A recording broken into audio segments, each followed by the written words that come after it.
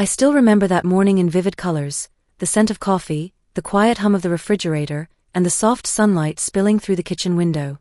I was standing by the counter, the same place where I had baked every one of my son Michael's birthday cakes. The kitchen had always been my little world, warm, familiar, full of laughter and memories. But that day it didn't feel like mine anymore. Sarah, my daughter-in-law, stood beside Michael with a bright smile, proud and firm. She was happy that my son was finally setting boundaries. It all started over something small, or at least, it seemed small to them. She had thrown away my favorite old cooking pot. When I asked her why, she said, "This is my kitchen now. I'll decide what stays and what goes." I tried to explain that the pot was special. My mother had given it to me 40 years ago. It wasn't just a pot, it was a piece of her. But before I could finish, Michael snapped. "Mom, please don't start this again. You don't have to control everything. It's Sarah's kitchen now." For a moment, I just stood there. The sound of his words echoed in my ears. It wasn't about the pot anymore, it was about my place in his life. I smiled faintly and said nothing. I had learned over time that silence sometimes protects what's left of your heart. Later that evening, I sat in my room with a cup of tea that had long gone cold. From downstairs, I could hear their laughter, young, carefree, unbothered. I told myself that this was how it should be. That this was what every mother dreams of, her child, happy in his own home. But why did it hurt so much to realize that happiness didn't include me? When I first moved to the United States to live with Michael, I thought it would be temporary. He had said, "Mom, you shouldn't live alone back home. Come stay with us, at least until you feel settled." I had sold my small house, packed my few belongings, and crossed oceans to be close to my son. Everything was different here, the air, the people, even the silence. But I told myself I could adjust, because love makes any place feel like home. For a while, it did. We would cook together on weekends. He'd tell me about his work at the office, and I would listen like I used to when he was a boy telling me about his school day. Sarah would sometimes join in, sometimes stay distant. I thought with time, she'd see me as part of her life too. But things began to change slowly, almost invisibly. It started with fewer conversations, fewer smiles. Then came the small remarks, "Mom, maybe you shouldn't interfere," or "Mom, it's okay, I'll handle it." Each one felt like a quiet reminder that I was becoming unnecessary. Then one night, the silence finally broke. Harshly, we were having dinner, and Sarah mentioned that they were planning a short vacation. I smiled and said, "That's lovely. Where are we going?" Michael hesitated, then looked at me. "Mom, actually, Sarah and I thought it might be better if you stayed home this time. You know, so you can rest." I tried to laugh it off, but my voice trembled. "Rest? From what, Michael? I'm not tired." He sighed. "Mom, it's just, you've been here with us for so long. We just need a little space." A little space. Those words stayed with me all night. I lay in bed staring at the ceiling, the city lights flickering through the blinds. I remembered how he used to cling to me when he was scared of thunder, how he'd beg me not to let go of his hand on his first day of school. And now, all he wanted was space. Days turned into weeks, and the distance grew like a wall I couldn't climb. Sarah stopped asking me to cook. Michael stopped sitting with me after dinner. Even the good morning hugs disappeared, replaced by polite smiles. I tried to convince myself it was normal, that children grow, and mothers must learn to step back. But inside, it felt like someone was quietly erasing me from my own life. Then came the day I can never forget. Tea was a Sunday morning. The house was quiet, sunlight soft on the living room floor. Michael came in, holding his phone, looking unusually serious. "Mom," he began, "I've been thinking, maybe it's time you got your own place." My hands went cold. "My own place." I repeated softly. He nodded, avoiding my eyes. "Yes. There's a senior community nearby. They have nice apartments, lots of activities. You'd be more comfortable there. And Sarah and we could have a bit more privacy."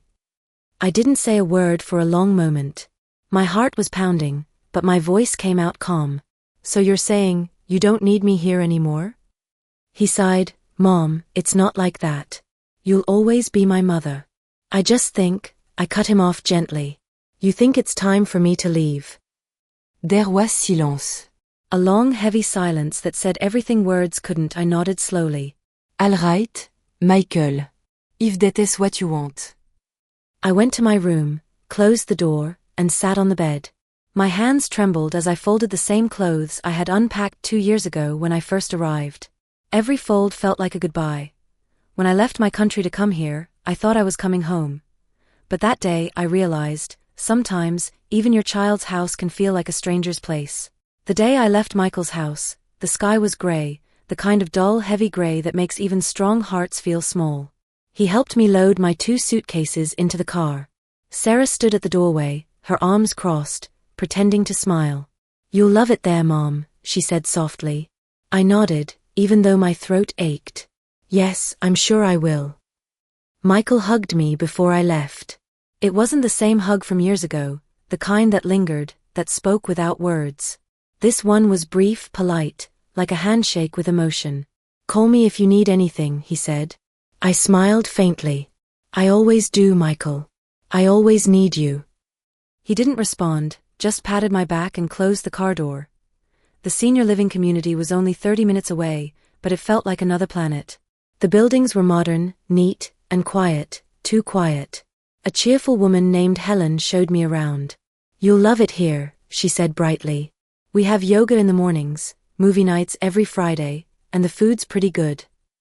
I smiled because it was easier than explaining that no amount of activities could replace the sound of your child's voice saying, "Good morning, Mom." My new apartment was small but clean. There was a single bed, a kitchenette, a small balcony overlooking a patch of grass where old couples fed birds every afternoon. I unpacked slowly, placing my old photos on the shelf, Michael's first birthday, his graduation, our old family home. I touched the frame gently.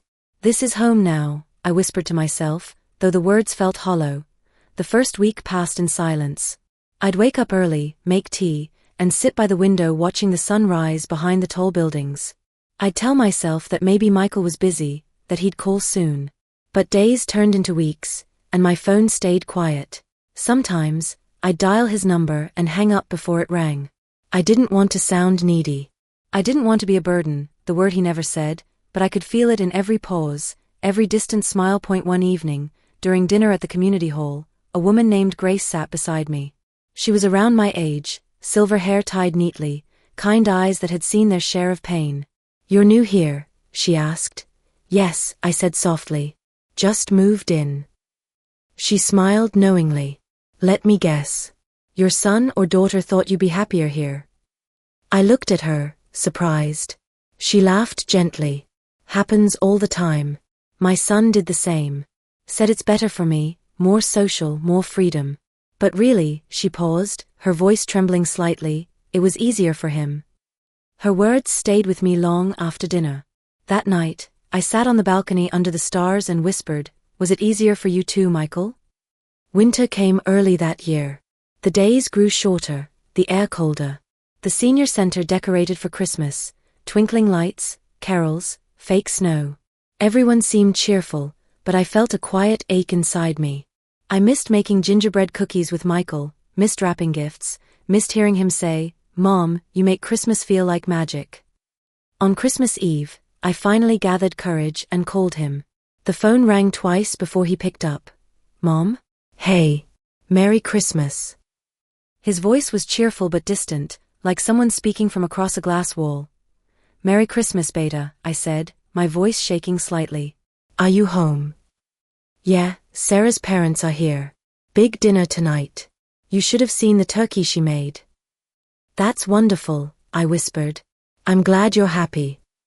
He paused. "Are you okay, Mom? Everything fine over there?" I wanted to tell him that I wasn't fine. That every night I went to bed with tears in my eyes, that every morning I pretended not to wait for his call. But I just said, "I'm fine, Michael. You enjoy your dinner." After the call ended, I sat quietly, listening to the carols from the hallway. I had never felt so alone. Yet, in that silence, something inside me began to change. Maybe love wasn't about being needed. Maybe it was about giving, even when no one noticed, so I started living, really living. I joined Helen's yoga class, helped Grace organize the Friday movie nights, and began teaching cooking lessons to the other residents.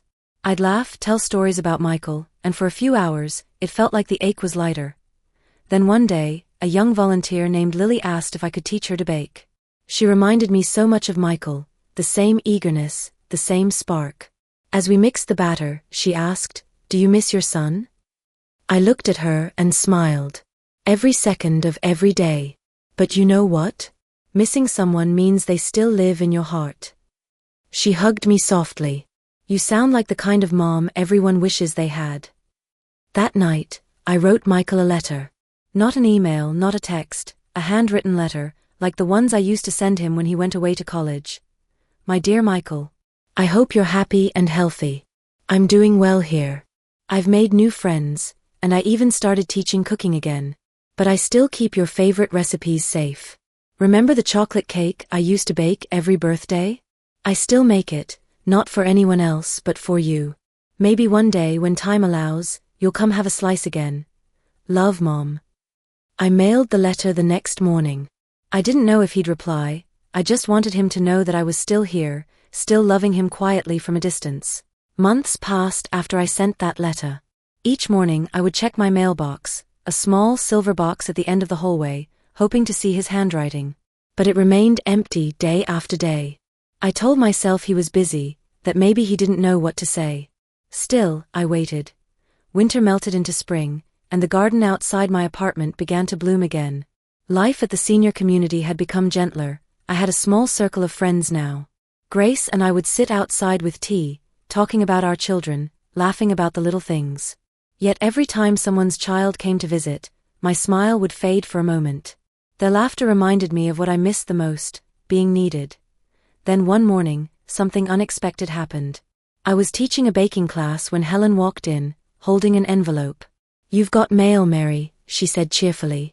My heart skipped a beat. I wiped the flour off my hands and took the letter. The handwriting was familiar, slanted, quick, unmistakably Michael's. Sat down slowly before opening it. "Mom, I got your letter." I read it twice, maybe 3 times. I didn't know what to write back. Things have been busy. But I want you to know I miss you too.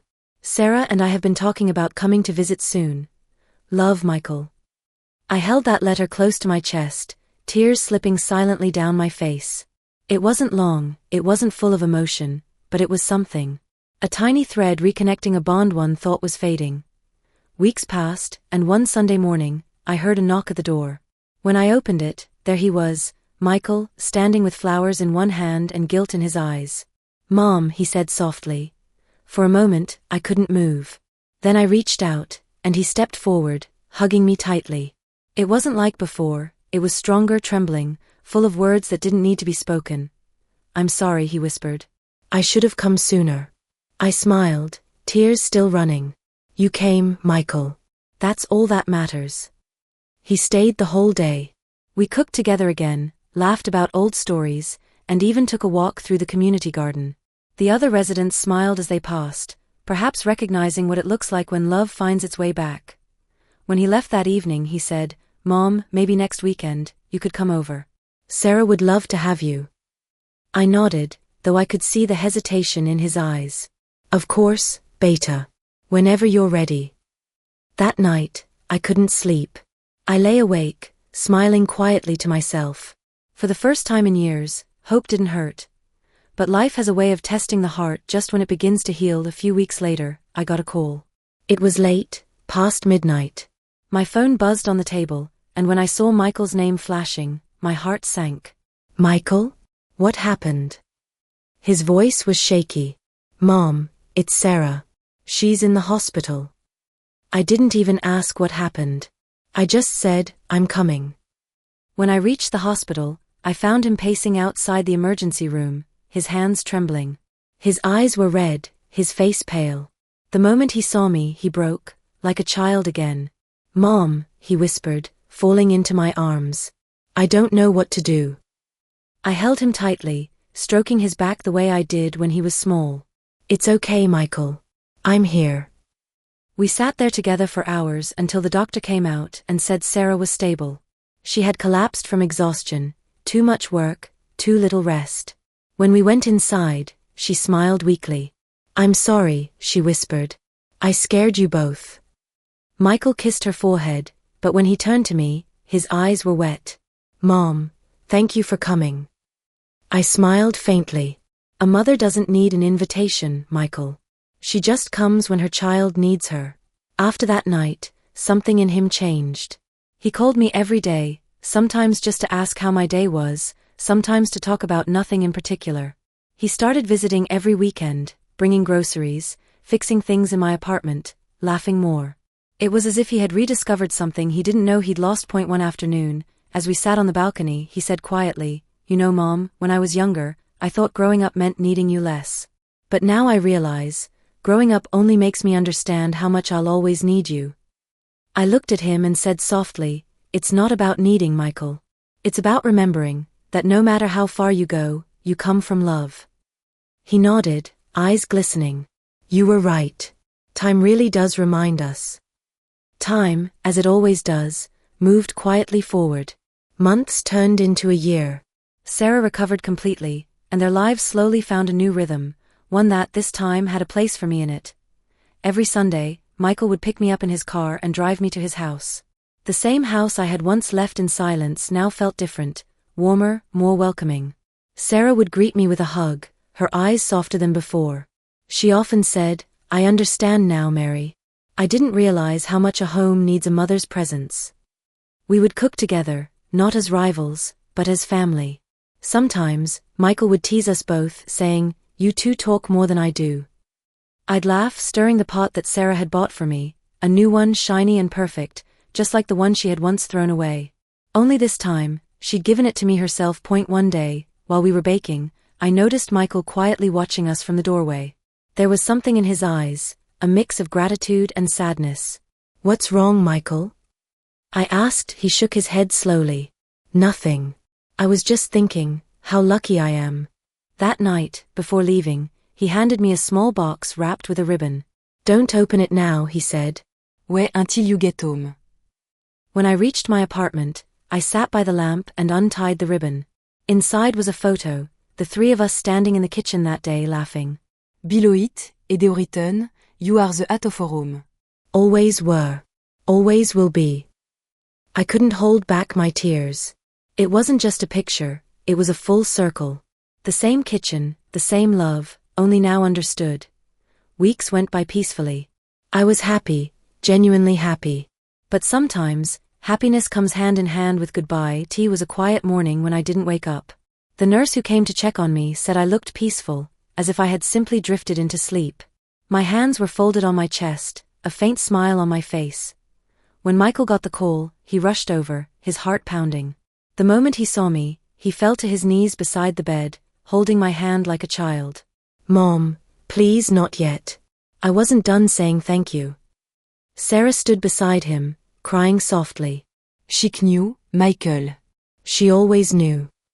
At my funeral, the sky was covered with soft clouds, the kind that look like they're holding back rain. Michael stood by the casket, not as a grown man, but as a son who finally understood everything he had once ignored. He whispered through his tears, "Mom, you were right. Time reminded me. A mother is never gone, never a stranger." After everyone left, he stayed behind, sitting quietly. The wind was cool, carrying the faint scent of lilies, my favorite. He smiled through his tears. "You're still here, aren't you?" That evening, when he went home, the house felt strangely alive. In the kitchen, the new pot gleamed under the soft light. He reached out and touched it gently. Then he opened the cupboard, pulled out the recipe notebook I had given him years ago, and whispered, "Let's cook, Mom." As he began mixing the ingredients, he could almost hear my voice beside him, soft, patient, full of love. "Not too much sugar, Michael, just enough." He smiled, eyes glistening. "Okay, Mom." The smell of baking cake filled the air, just like it used to. Sarah came in quietly and stood beside him. "It smells like her," she said. He nodded, unable to speak. Then he looked up toward the ceiling and whispered, "I thought I didn't need you anymore, Mom. But I was wrong. I always did." The wind brushed against the curtains gently, almost like a mother's hand on her child's cheek. And in that moment Michael realized, some loves don't end. They simply change form, moving from arms that held you to memories that hold you forever.